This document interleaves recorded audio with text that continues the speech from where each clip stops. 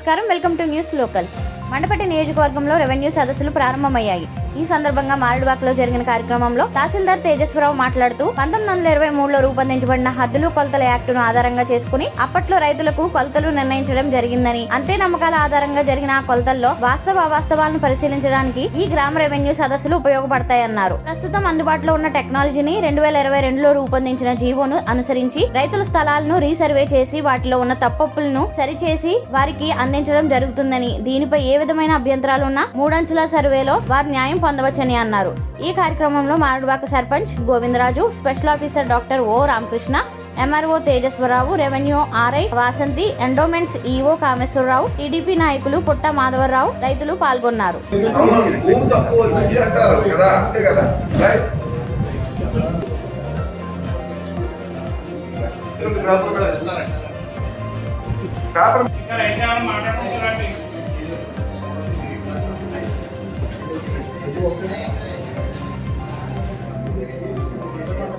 అర్థమైంది, నాకు అర్థమైంది.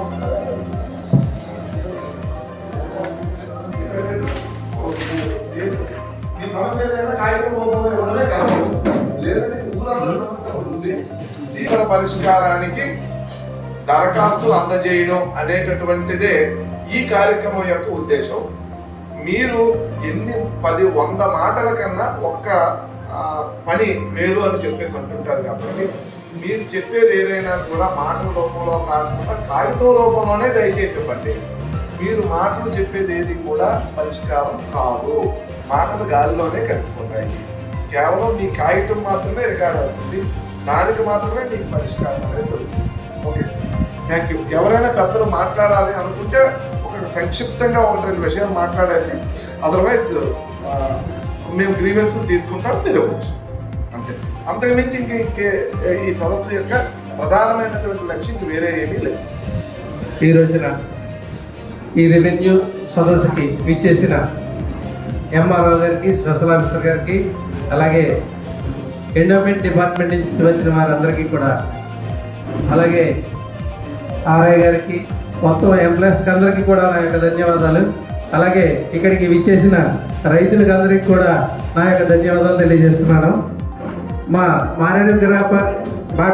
మారేడుపాక గ్రామంలో ప్రధానమైన సమస్య అంటే అండి, ఎండోమెంట్లో మాకు పెట్రోల్ బంక్ దగ్గర నుంచి మొత్తం 8 ఏరియా నుంచి కూడా ఇలాగా లేఅవుట్ ఎండోమెంట్లో ఉందని చెప్పేసి రిజిస్ట్రేషన్లు అయ్యి ఆగిపోవడం గత నుంచి కూడా జరుగుతుందండి.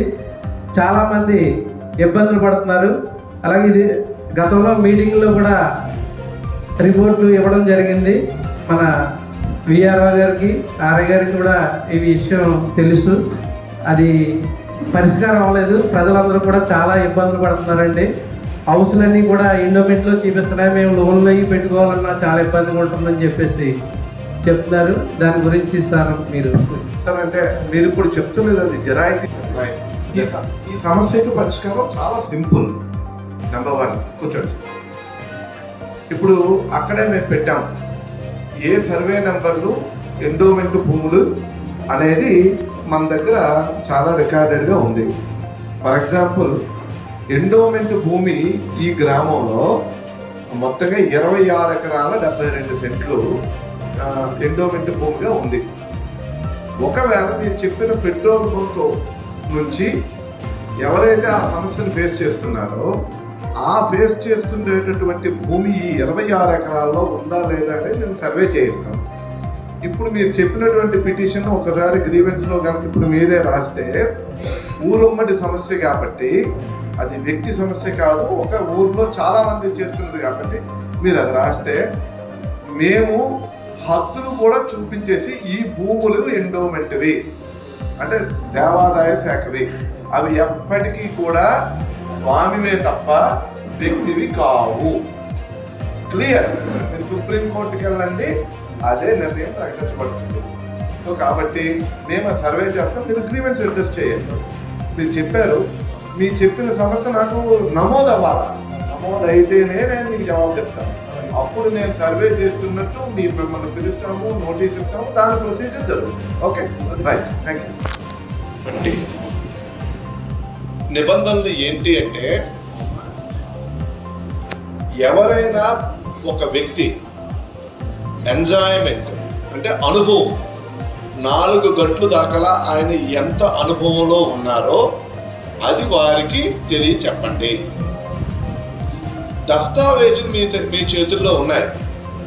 మీరు చేతుల్లో ఉండేటటువంటి దస్తావేజులు అనేటటువంటివి కొన్ని సందర్భాల్లో తప్పుగా ఉండుండొచ్చు. ఎందుకు ఉండుండొచ్చు అని అనుకుంటే, మీరు రాసుకునేటటువంటి దస్తావేజులు అనేవి చాలా వరకు నమ్మకం మీద రాసుకునేటటువంటివి. నమ్మకం మీద రాసుకోవడం అంటే దాని అర్థం, నేను కొనుక్కుంటున్నటువంటి వ్యక్తికి ఒక దస్తావేజ్ ఉంది, అది ఒక సర్వే నెంబర్లో ఒక విస్తీర్ణం ఉంది, మనం వెళ్ళి అదే సర్వే నెంబర్ అదే దీనికి మనం కొనుగోలు చేసి అదే నెంబర్ని అదే విస్తీర్ణాన్ని మనకు దస్తావేజు రాసిచ్చారు. మరి ఆయనకి ఎలా వచ్చింది అంటే, ఆయన కొనుక్కుండొచ్చు, లేకపోతే భాగస్వామ్య పంపకం ద్వారా జరిగి ఉండొచ్చు, లేదా వేరే రకరకాల మార్గాల ద్వారా జరిగి ఉండొచ్చు. కానీ రీసర్వే అనేటటువంటిది పూర్తిగా టెక్నాలజీని ఉపయోగించి, డ్రోన్ సర్వే ఉపయోగించి ఒక software QGIS quantum GIS software ద్వారా చేయబడినటువంటి సర్వే అది. అయితే ఆ సర్వేలో డ్రోన్ ఇమేజెస్ని, డ్రోన్ ద్వారా ఇమేజ్ని తీసి దానిని QGIS సాఫ్ట్వేర్లో వెక్టరైజేషన్ చేయడం జరిగింది. అంటే ఇదన్నీ టెక్నికల్ టర్మ్స్, బట్ ఒక 5 నిమిషాల్లో మీకు చెప్తున్నాను. వెక్టరైజేషన్ అంటే 4 మూలలు ఉంటాయి. ఏదైనా ఒక పొలానికి కనీసం 4 మూలలు ఉంటాయి, లేదా ఒక్క నిమిషం అండి, కనీసం అంతకు మించి కూడా వంపులు ఉండుండొచ్చు. కనీసం 4 ఉంటాయి, 5 ఉండొచ్చు, 10 ఉండొచ్చు, 15 ఉండొచ్చు. వీటన్నింటినీ కూడా వెక్టరైజేషన్ ద్వారా కలుపుతారు. లైన్స్ ద్వారా కలిపినప్పుడు ఆ వెక్టరైజేషన్ పాలీగాన్ అంటాం, ఒక బహుభుజి. ఆ బహుభుజి క్లోజ్ అయిన వెంటనే, క్లోజ్ అవ్వాలి కదా, క్లోజ్ అయిన వెంటనే విస్తీర్ణం ఎంత అనేది అక్కడ రిఫ్లెక్ట్ అయిపోతుంది. 27 సెంట్ల 27 సెంట్ల 56 లింకులు 0.2756 అని వచ్చింది. దట్ ఈస్ కంప్యూటర్ ద్వారా అరైవ్ అయినటువంటి. బట్ మీ దస్తావేజులో 30 సెంట్లను రాసుకున్నారు. 30 సెంట్లను రాసుకున్నారు. ఈ 30 సెంట్లను రాసుకున్నది ఎలా వచ్చింది? మీ తాతగారు ఒక ఆసామి నుంచి కొనుక్కున్నాడు 1970లో. ఆయన 30 సెంట్లను రాసిచ్చాడు. మీరు అది నమ్ముతున్నారు, 30 సెంట్లను. బట్ కంప్యూటర్ ఏం చెప్తుంది? 27 సెంట్ల 56 లింకులు మీ అనుభవంలో వచ్చింది అని చెప్తుంది. నిబంధనలు ఏం చెప్తున్నాయి? మీరు ఏదైతే అనుభవ ప్రాప్తికి ఉందో ఆ అనుభవాన్ని చెప్పండి. సర్వే ద్వారా వచ్చినటువంటి ఆ విస్తీర్ణాన్ని రైతుకి తెలియచేయండి. రైతుకి ఏదైనా అభ్యంతరం ఉంటే, అదంటే రీసర్వే జరిగేటప్పుడు ఆ రీసర్వేలో మన నిర్ణయాన్ని కనుక రైతు ప్రశ్నిస్తే, నాకు 2.5 సెంట్లు తక్కువ వచ్చింది, నా దస్తావేజ్ 30 సెంట్లు కానీ అన్నప్పుడు మళ్ళీ ఇంకొకసారి 10(1) ప్రకారం అంటే సెక్షన్ 10(1) ప్రకారం మళ్ళీ వెళ్ళండి, మళ్ళీ కొలిచి చూపించండి. పై అధికారి ముందు విలేజ్ సర్వే టీం, తర్వాత మండల్ సర్వేయర్, తర్వాత మొబైల్ మెజిస్ట్రేట్ అని 3 అంచెలు పెట్టింది. అప్పటికీ లేకపోతే మొబైల్ మెజిస్ట్రేట్ దగ్గరికి వెళ్ళండి అని చెప్పేసి ఆపర్చునిటీస్ ఇవ్వడం జరిగి అప్పటికీ కూడా సంతృప్తి చెందకపోతే రైతుకి ఇంకా మరికొన్ని ఆప్షన్స్ ఇచ్చారు. ఏంటి? ఏడీ సర్వే అండ్ ల్యాండ్ రికార్డ్స్ దగ్గర కానీ, రెవెన్యూ డివిజనల్ అధికారి దగ్గర కానీ వెళ్ళొచ్చు, లేదా సెక్షన్ 24 ప్రకారం ఆర్బిట్రేషన్ చేయొచ్చు.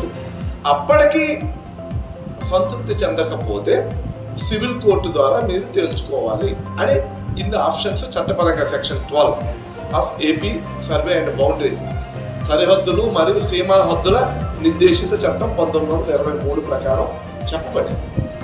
కాబట్టి ఇక్కడ చాలా మందికి ఉండేటటువంటి ఒక సమస్య రాష్ట్రం మొత్తం ఏంటంటే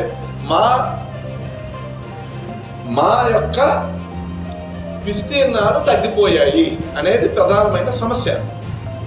ఈ తగ్గిపోవడము అనేది నేను కొన్ని ఒప్పుకుంటాను, కొన్ని ఎందుకంటే నేను చెప్పినటువంటి ఈ మౌఖికంగా చెప్పినటువంటి ప్రొసీజర్స్ అన్ని భూమి మీద పర్ఫెక్ట్గా జరుగుండకపోవచ్చు, జరిగి ఉండకపోవచ్చు, రైతుకి ఆ రోజు చెప్పుండకపోవచ్చు, రైతుకి నేను ఇన్ని అవకాశాలు ఉన్నాయని నేను ఇప్పుడు చెప్తున్నాను, బట్ ఆ రోజు మీకు ఆ విషయం ఎవరు చెప్పుండకపోవచ్చు, దానివల్ల ఈరోజు ఇన్ని సమస్యలు వచ్చుండొచ్చు. సో కాబట్టి ఆ సమస్యను పరిష్కరించడానికి మళ్ళీ ఇప్పుడు దరఖాస్తు చేసుకుంటే మళ్ళీ ఒకసారి మేము QGIS సాఫ్ట్వేర్ను ఉపయోగించి రోవర్స్ను ఉపయోగించి చైన్ లేదు గొలుసు లేదు, మనం చేసేదంతా రోవర్ను ఉపయోగించి, అంటే ఎర్రర్ అనేది ఆ రోజు చేసినటువంటి సర్వేలో 1930లో మనకి ఇచ్చినటువంటి రీసర్వేలో ఎర్రర్ 5% వరకు అలవెన్స్ అలౌడ్, ఎకరాకి 5 సెంట్లు పెరగచ్చు, ఎకరాకి 5 సెంట్లు తగ్గొచ్చు అనేది అలవెన్స్. బట్ ఈరోజు నో అలవెన్స్, పక్కా పర్ఫెక్ట్ అనేది. కాబట్టి మీకు ఉన్నది అపోహ అయి ఉండొచ్చు, లేదా వాస్తవం అయి ఉండొచ్చు. సో దానిని మీరు కావలిస్తే ఇక్కడ మళ్ళీ కాగితం ఇస్తే, కాగితం ఆల్రెడీ మన రీసర్వే సదస్సుల్లో కూడా ఇచ్చారు, ఇచ్చిన వాళ్ళు మళ్ళీ ఇవ్వాల్సిన పని లేదు. సరే ఇవ్వాలనుకుంటే మీరు ఇవ్వండి, తప్పేమీ లేదు. ఆ రెండింటినీ మేము మళ్ళీ ఒకే సమస్య కింద పరిగణించి వాటిని మీకు సమస్య సొల్యూషన్ అని చెప్పడం జరుగుతుంది. ఇది చట్టం చెప్పింది.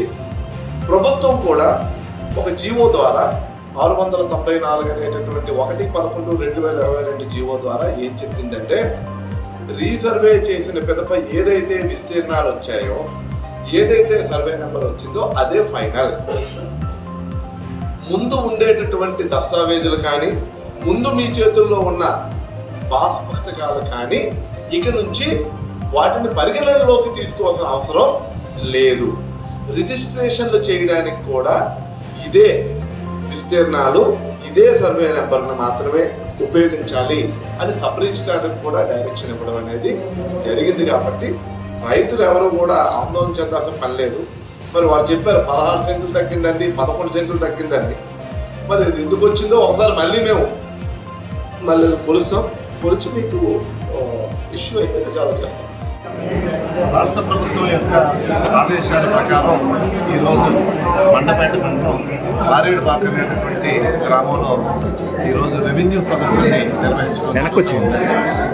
ఈరోజు మారేడుపాక మరియు చిన్నద్వారంపూడి గ్రామాల్లో ఈ రెవెన్యూ సదస్సు నిర్వహణ జరుగుతుంది.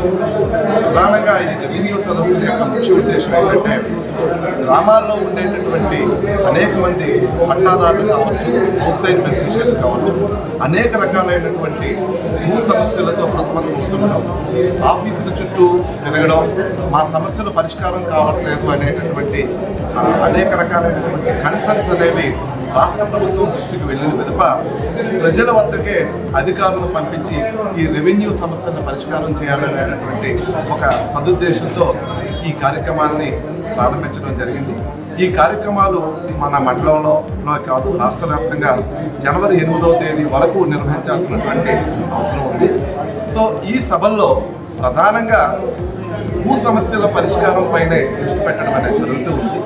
తమకు సంబంధించినటువంటి భూ సమస్యలు ఏవైనా కూడా ఇక్కడ ఏర్పాటు చేసినటువంటి హెల్ప్ డెస్క్ల వద్ద రైతులు వచ్చి తమ సమస్యని ఇస్తే ఆ సమస్యలను మేము నమోదు చేసుకుని వాటిని ఈరోజు సాయంకాలానికి PGRS అంటే పబ్లిక్ గ్రీవెన్స్ రెడ్రెసల్ సిస్టమ్ అనేటటువంటి ఆన్లైన్ సిస్టంలో ఆ సమస్యని నమోదు చేస్తాం. నమోదు చేయడమే కాదు, వారి సెల్కి కూడా, మొబైల్స్కి కూడా మెసేజ్ ఇవ్వడం జరుగుతుంది. వీటిని 45 రోజుల్లో ఒక లాజికల్ కంక్లూజన్కి, అంటే ఒక పరిష్కారం దిశగా మేము ఇవ్వడం అనేది జరుగుతుంది. ఇది ప్రధానమైనటువంటి ఉద్దేశం. Thank you.